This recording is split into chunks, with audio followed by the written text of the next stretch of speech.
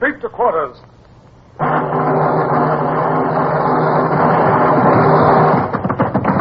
out the guns. Stand by the starboard battery.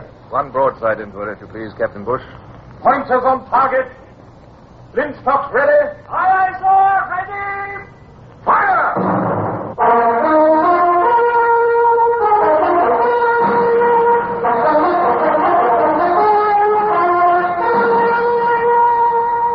Presenting Michael Redgrave as C.S. Forrester's indomitable man of the sea, Horatio Hornblower.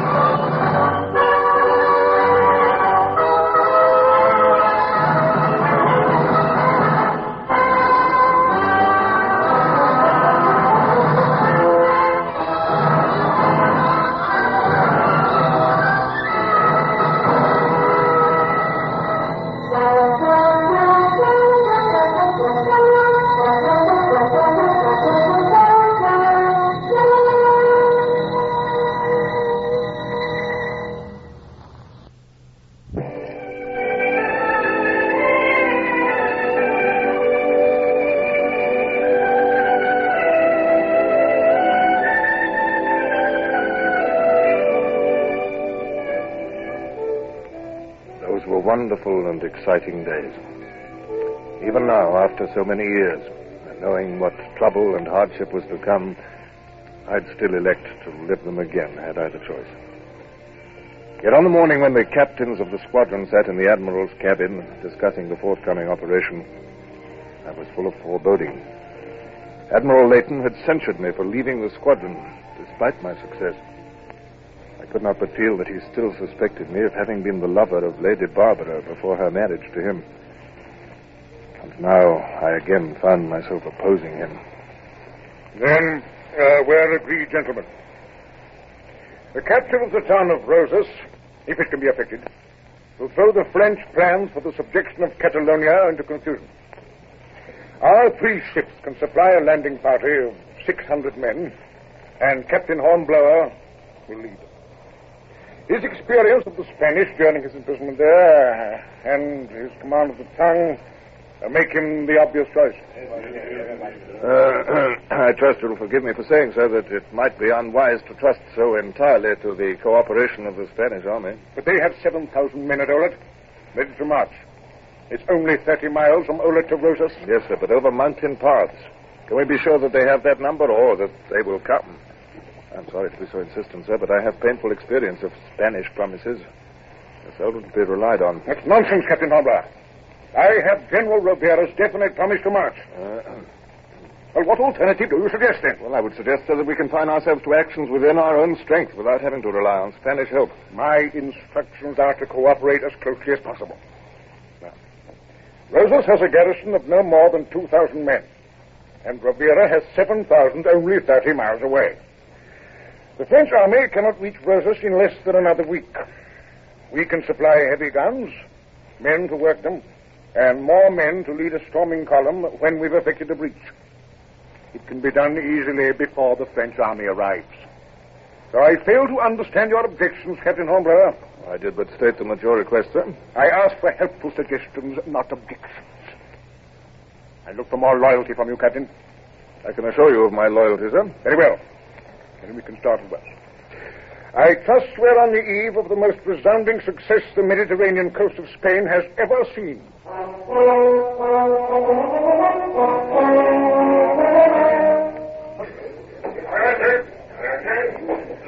Careful with that gun, men.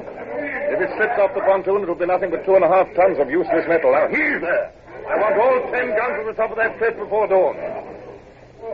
Pardon, senor. You are the English captain? Captain Horatio Hornblower at your service. I am Colonel Juan Carlos. I bid you welcome in the name of General Robiera. Thank you, sir.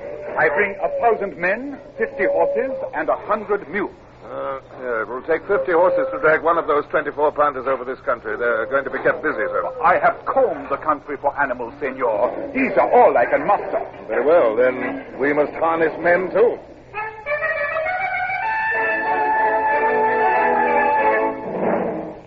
I have a horse for you, Captain. Thank you, Colonel. Would you be so kind as to send a messenger to General Rivera telling him that I hope to reach Rosas with at least some of the guns at noon? Certainly, Captain. And I must ask for the help of your men to transport my guns and stores.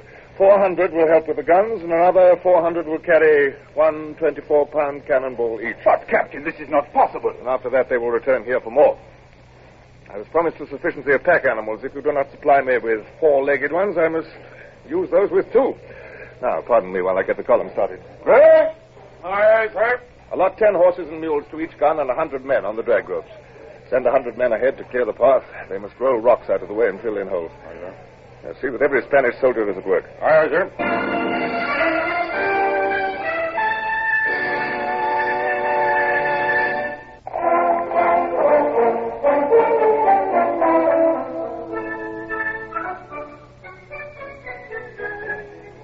The interminable hall of guns and stores dragged wearily on under the blazing sun.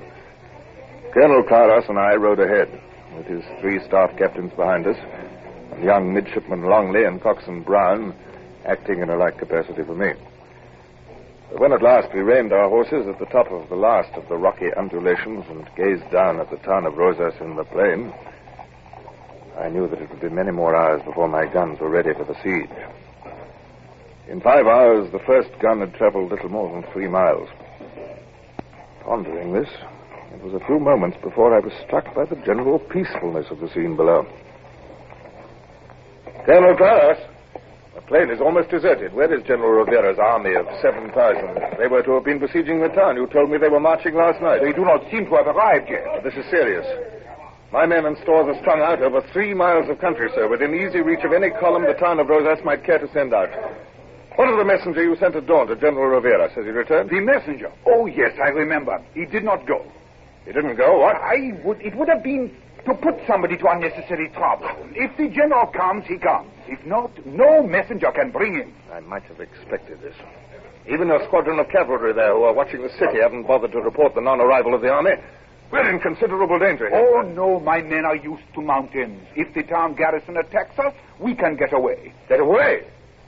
We're here to attack, man, not to fly. What of my guns and men? My dear Captain, in war there is always danger. Mr. Longley! Sir? Come here. Ride back at once. Halt the guns, halt the convoy, halt every man on the path. Nothing is to move a yard further without orders from me. Aye, sir. Now, sir, not a gun or man moves until I see Rivera's army on that plain. Now, will you send a messenger to him? Very well, if you wish. See to it, Lieutenant. Now, sir, it is the hour for dinner. Will you have my men's food served to them, Captain? Your men? Am I to feed 1,000 of your men from my ship's stores? I thought you'd made your own arrangements. As you wish, Captain, but if they are not fed, they will disperse in search of food. And who shall say when they will return? God, the fact is... Oh, damn. Very well, I'll feed your men.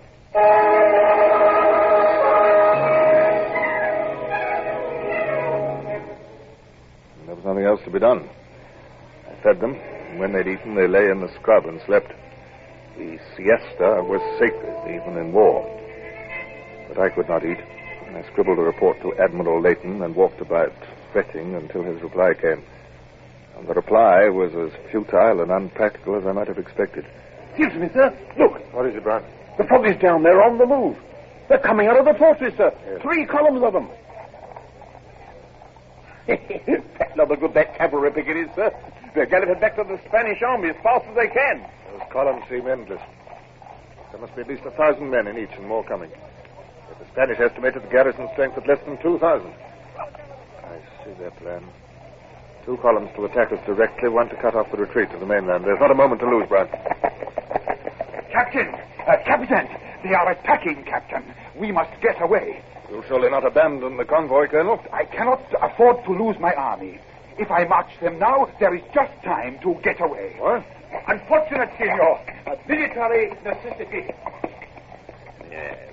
That's the sort of allies to have, sir, isn't it, eh? Well, I hope the columns chase it and cut it into pieces. Quick, Brown, back to the Marines. Major! Sir? A stiff task for you. We'll have 3,000 French on us inside an hour. Your Marines will have to hold them back while we get the stores back to the ship. Aye? Oh, you'll be a job. You wouldn't be thinking of abandoning the stores, sir? No. It might be worth losing them to save the lives of trained seamen, but the shock to morale of leaving the guns after so much trouble to get them here would be enormous. No, we must fight a rearguard action, Major. Aye, we'll do that. Longley! Sir? Ride to the beach. Tell the Admiral we must re-embark men and stores and ask for boats to take us off. Aye, aye, sir.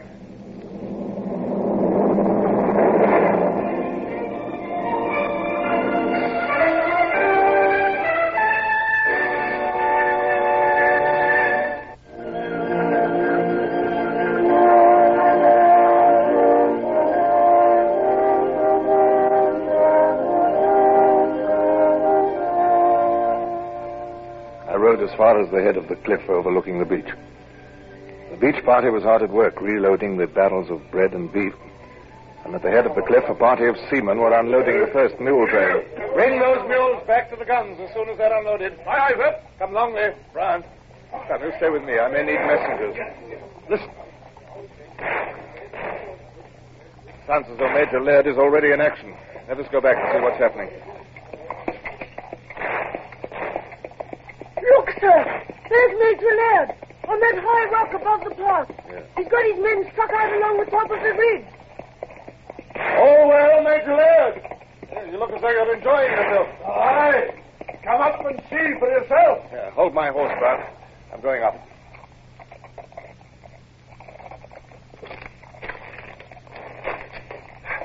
Now, Major Laird, what's the position? Well, you'll observe that the foreign troops have to keep to yon paths in this sort of country. Any skirmishers soon lose the direction. This thorny vegetation is helping us fine. Do you see yon cluster of smoke? Yes. That's my men heading in the scrub. Yes, but the French are coming on. I can see them. If you didn't keep your head down, sir, you'll not see anything long. You see that French column to the right? When it reaches yon thorn tree, we'll have to retreat and take up a fresh position. They've been firing at me without a hit yet, but with two of us up here, the possibility is doubled, Chief. In other words, you'd like me to look after my business and leave you to look after yours. Very well. Have you hit? No, but that one's ruined my cocked hat. All right, Major. I'll go and hurry the convoy.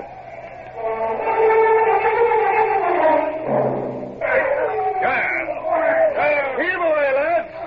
Pony hasn't any guns as good as these. Don't let him have them as a present. Yes, it's gunny. Let us take us with it. Look at that, sir. The Spaniards have got away. You can see them climbing the hill beyond the plain over there. Allies or not, I could almost wish they'd been cut off. They hate foreigners. They hate each other. If they will not settle their differences and keep their promises to their allies, they'll never again rule their own country. Now, but come. I can't waste time in talking.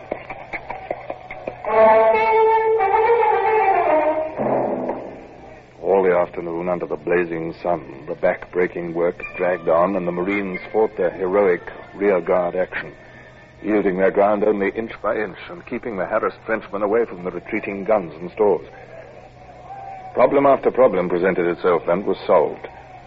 I rode continuously between the rearguard and the beach, advising and encouraging the men, stifling my doubts as to whether the effort and loss of life were justified by the saving of the guns. And at last, most of the guns were on the beach, and the rest were at the head of the gully. All the stores were safe aboard. Cavendish, who was in command on the beach, came up to me. What about the horses and mules, sir? There's 150 of them. Shipping them will be quite a job.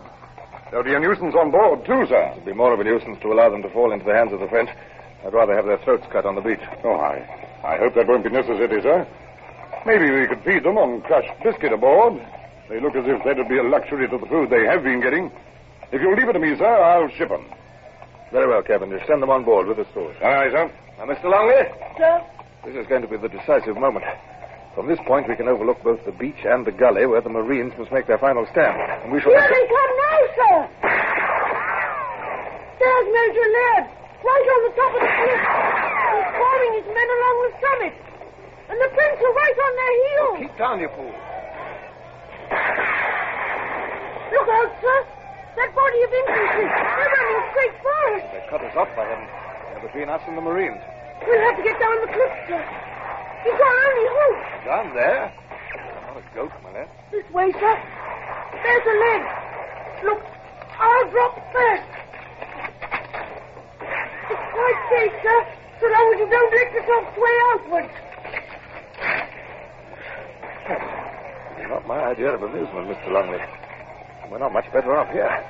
One slip on this ledge. Begging your pardon, sir. I shouldn't look down there if I were you. No, of course not. I'd rather be on the Royal Yards in a gale than stuck like a fly to a wall in this fashion. I think we can get down, sir. If we can get to that bush down there, we might be able to reach that little gully. And that joins the main gully. Shall I go first, sir? I'm a bit lighter, perhaps. Very well, Mr. Longley, yes. Yes, we'd better lose no time. They're leaning over the cliff and firing at us. Do it like this, sir. A leap along the face of the cliff and then down to the bush. Yes, I can. It's not too bad, sir. Jump with your face to the cliff. Right. I'm coming. Oh, jolly good, sir. Oh, your face. Yes, it's nothing. Actually, on the cliff.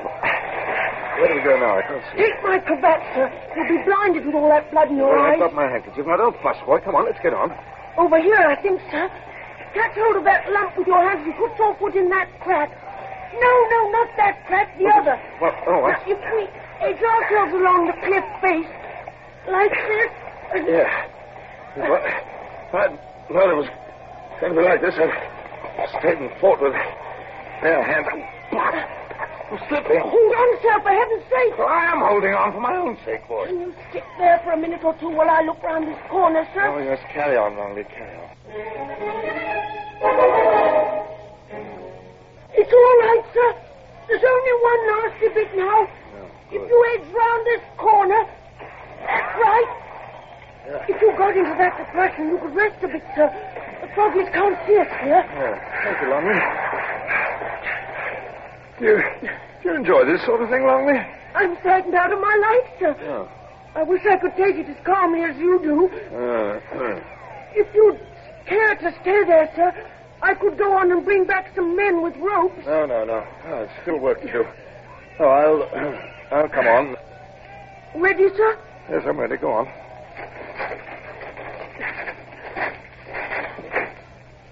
We're there. Are you hurt, sir? No. I doubt if I've any skin left under my breeches.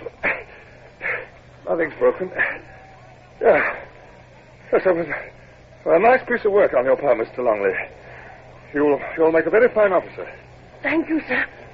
It was only your coolness made it possible, sir. Oh, here comes Cavendish, and old Brown's with him. Thank goodness you're safe, sir. We thought you'd been taken. Horses and mules are loaded down. Very well. The seamen can go next, and are the boats ready and armed? They're all ready, sir. Good. Here come the Marines down the cliff, sir. Oh. To the boats. The French are running down the beach now, sir. Longboats, ahoy! Open fire with your four-pounders. Great shot.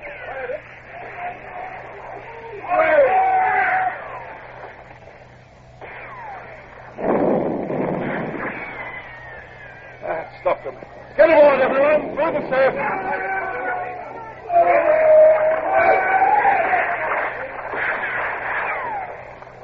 Get away there.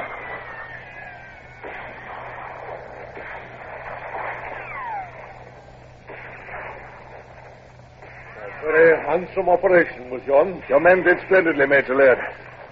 I trust your losses were not excessive. No so bad, considering. The Frenchies lost 10 for every one of mine. Aye, a very handsome operation. Handsome, indeed. A day spent unloading and loading, dragging large guns up and down cliffs, fighting, leaping down precipices like goats, and for what? Hardly your fault, sir.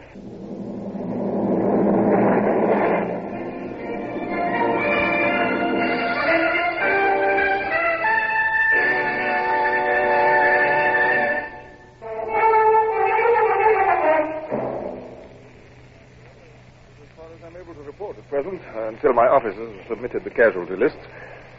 All the stores were saved and all the guns, with the exception of one, which was carried away its tackles and went over the cliff. I shall make arrangements to have it salvaged tomorrow. Yes. You appear to have carried out a very successful retreat, Captain Hornblower. Nevertheless, it was a retreat. I had hoped for a resounding victory in the capture of the town of Roses. So had I, sir. Yes. I shall be glad to receive your official report in writing. No actual blame attaches to you, of course. However, I must stress, Captain Hornblower, in dealing with our Spanish allies, it is essential to use that tact and persuasion which ensures their fullest cooperation. You said something, Captain Hornblower? No, morning, sir. Merely a slight difficulty with my breath, sir.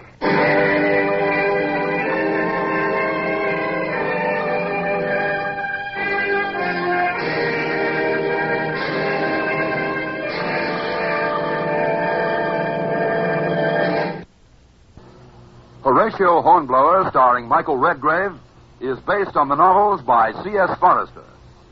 Music composed and conducted by Sidney Torch. Produced by Harry Allen Towers.